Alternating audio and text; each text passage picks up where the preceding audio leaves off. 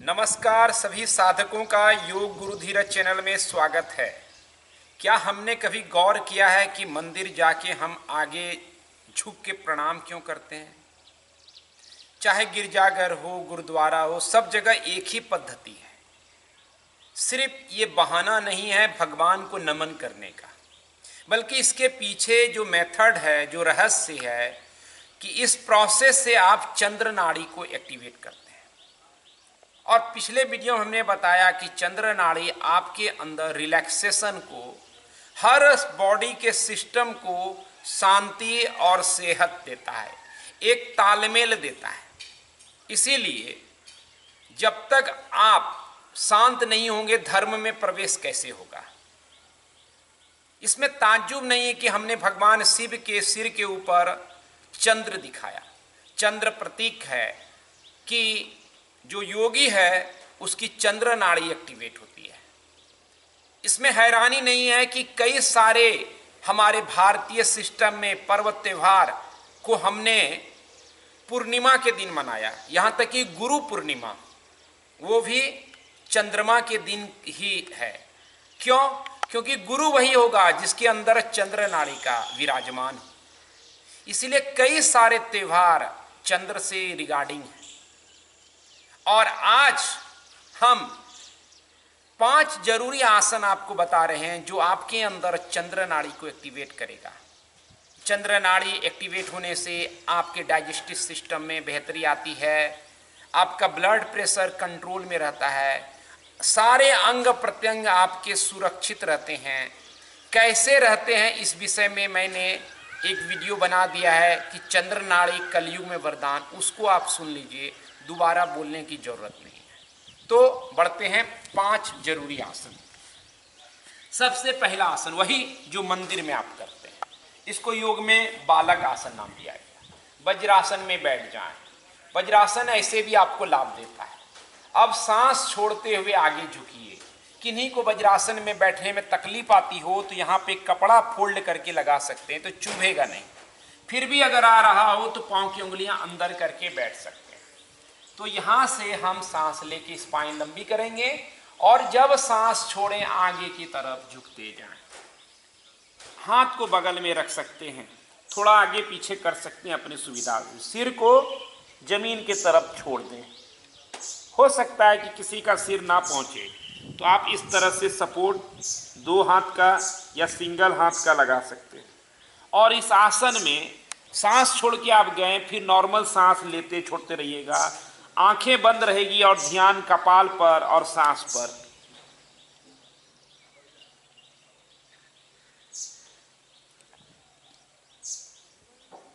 सांस लेते हुए वापस आएंगे।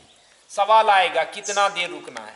हर जो आसन मैं यहां बता रहा हूं उसमें आप जितना ज्यादा रुकेंगे उतना अच्छा है, लेकिन आपकी जो सीमा है उसी में, जबरदस्ती नहीं रुकना है। जब आप वज्रासन में बैठते हैं तो सांस छोड़ के पेट भी मसाज होता है, तो आंतरिक ऑर्गन और पीस आपको तुरंत मिलेगा। तनाव रहता है, बीपी हाई है, पेट आंत से रिलेटेड रोग है, इन तमाम चीज़ों में इमीडिएट रिलीफ करेगा। डायबिटीज़ है, तो ये 5 आसन खास तौर पे ध्यान देना। अब इसी पोजीशन में आप पाँव को फैला लें। दूसरा आसन शशांक आसन, स्पाइन लंबी करें। हर आसन को शांत होने का जरिया बनाना है। मन इधर उधर ना चले, उसके लिए जरूरी है कि हम सांस और शरीर को फील करते रहें, क्योंकि मन ही तो शक्ति ले जाएगा आपका सारा। मन ऐसे नहीं जाता है, वो शक्ति को खाता है। इसीलिए आप शरीर को फील करेंगे, सांस को फील करेंगे तो मन नहीं चलेगा, क्योंकि मन फील नहीं करता है, वो एक्टिव होता है। इसीलिए फीलिंग पार्ट होते ही आपके अंदर की शक्ति जगने लगती है। धीरे धीरे यहां पर झुक जाए। किसी को हिप, सिर नीचे नहीं लग रहा है तो हिप उठा करके इस तरह रह सकते हैं। और हर तरह के प्रयत्न को छोड़ देना। चंद्र नाड़ी के लिए जरूरी है कि हम किसी तरह का प्रयत्न ना करें और सांस की स्पीड नहीं हो, इसमें भी आप देर तक रहें। फिर यहां से तीसरे आसन में आएंगे और दोनों पांव की उंगलियां, मैं कम वक्त रुक रहा हूं, आप ज्यादा से ज्यादा वक्त रुकिएगा, ख्याल रहे, क्योंकि यूट्यूब में उतना वक्त नहीं रहता है वीडियो बताने में। पांव की उंगलियां अंदर किया, घुटने के बीच में हिप के बराबर गैप, हथेली के बीच में छाती के बराबर गैप, हाथों को थोड़ा ज़्यादा आगे रखेंगे, उंगलियां सारी खुली रहेगी। अब सांस ले करके नी को बैंड रखना है इसमें, और सांस छोड़ के सिर को आगे की ओर झुकने देना। तो ब्लड का सर्कुलेशन, जो भी आसन हम कर रहे हैं उसका फोकस क्या है कि ब्लड का सर्कुलेशन सिर के तरफ बढ़े, और सिर को जैसे ही प्राण और ब्लड रक्त की आपूर्ति ज़्यादा होगी वो ज़्यादा रिलैक्स फील करता है, नर्वस सिस्टम शांत होता है। जोर ना लगाएंगे, नी बैंड करके शांति से पड़े रहें, सांस लेते छोड़ते रहें, कोई सांस में झंझट नहीं, धीरे धीरे आ रही है, धीरे धीरे जा रही है। वापस आने के लिए सांस छोड़ेंगे, घुटना नीचे करेंगे। आप इस आसन पे यानी अधोमुख श्वान आसन में ज्यादा देर नहीं रुक सके तो आप इस आसन को 2 से 3 बार रिपीट कर दीजिएगा। अब चौथे आसन में आते हैं, खड़े हो जाएंगे और अपने पांव को यहां पर भी बेंड कर लीजिए, दोनों पांव के बीच में गैप दीजिए, नी को बैंड रखिए और शरीर को ढीला छोड़ दीजिए। देखिए गर्दन को पकड़ना नहीं, कई लोग ऐसे रह जाएंगे, वो नहीं, वो गलत हो जाएगा। गर्दन ढीला से आपको शांति ज्यादा मिलेगी। और सभी आसनों में जो कर रहे हैं इसमें आंख को बंद कर सकते हैं आप, अगर आपको जरूरत लगे तो, दिक्कत लगे तभी खोले। देखिए यहाँ ढीला कर दिए और शांति से पड़े रहिए।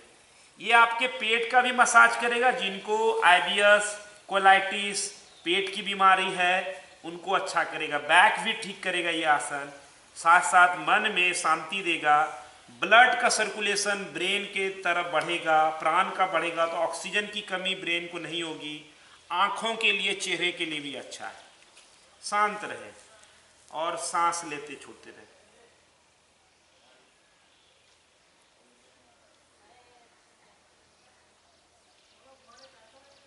फिर धीरे से नी बैंड करके आ जाइए। इस आसन में भी देर तक नहीं रुका जाए तो 2 से 3 बार रिपीट कीजिए।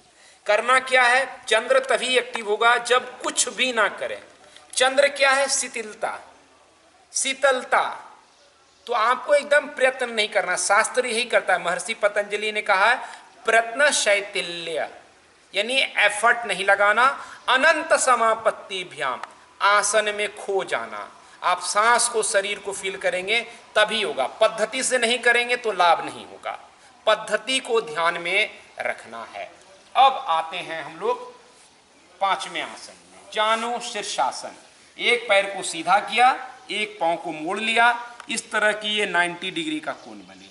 अब सांस ले, हाथ को ऊपर उठाएंगे और जब सांस छोड़ें बहुत धीरे धीरे से, जैसे रिप्ले का सीन होता है उसी तरीके से आप जा रहे हैं, ताकि कहीं प्रयत्न ना दिखे। जब आप प्रयत्न नहीं करेंगे तो आप पाएंगे कि आप ज़्यादा झुक सकते हैं। अगर आपकी फ्लेक्सिबिलिटी कम हो, नहीं झुका जाता है, तो यहाँ पर एक मसलन लगा सकते हैं और मसलन के ऊपर सिर रख करके पड़े रहें। स्पाइन को लंबी करें। अगर नीचे झुका जाता है तो आराम से आप धीरे धीरे हर बार जब सांस छोड़ें तो फील करें कि मेरा शरीर माँ धरती के तरफ समर्पित होता जा रहा है, समर्पित होता जा रहा है। वापस आएंगे, देर तक रुकिएगा लेकिन जबरदस्ती नहीं। आप चाहें तो पैर को हल्का बेंड भी कर दीजिए, लेकिन ब्लड सर्कुलेशन सिर की तरफ। तो ये सारों दूसरे साइड भी आपको करना है। मैं सिर्फ एक साइड दिखा दिया ताकि आपका समय बर्बाद नहीं हो। आप दोनों साइड कीजिएगा, दोनों साइड में इक्वल रहिए। जितना देर इन 5 आसन को रहिए, एक एक बार बैठ जाइए, थोड़ा सा सूर्य नमस्कार कर लीजिए 1-2, उसके बाद इसी 5 आसन में एक एक आसन में 3-3 मिनट, 5-5 मिनट रहिए। देखिए फीलिंग देखिए क्या आती है। और ये 5 आसन है। 5 चंद्र नाड़ी प्राणायाम का पहले से वीडियो है, डिस्क्रिप्शन में कमेंट में डाल देता हूं। एक पूरा सीक्वेंस आप बना के कर सकते हैं। क्या?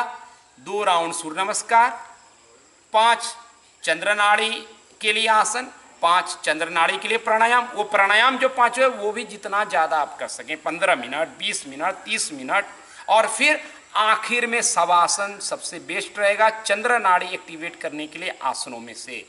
चंद्र नाड़ी का कॉन्सेप्ट समझ नहीं आता है तो डिस्क्रिप्शन में जो कमेंट है चंद्र नाड़ी कलयुग में वरदान, उसको जरूर सुनिए। ये वीडियो कैसा लगा आपको? और इसके साथ अगर आप आगे सीरीज बढ़ाना चाहते हैं तो कोई भी फॉरवर्ड बेंडिंग, आगे झुकने वाले सारे आसन को आप जोड़ सकते हैं। सहजता रहे, जोर ना रहे, इस बात का सिर्फ ख्याल रखना है। ये वीडियो आपको कैसा लगा जरूर कमेंट कीजिए। और मैं कभी कहता नहीं कि सब्सक्राइब कीजिए, वो आपकी मर्जी है, और शेयर कीजिए ताकि अच्छी चीज़ें आप लोगों तक पहुंचा सकें जैसे मैं आप तक पहुंचा रहा हूं। धन्यवाद। आज वशिष्ठ योगाश्रम से इतना ही। नमस्ते।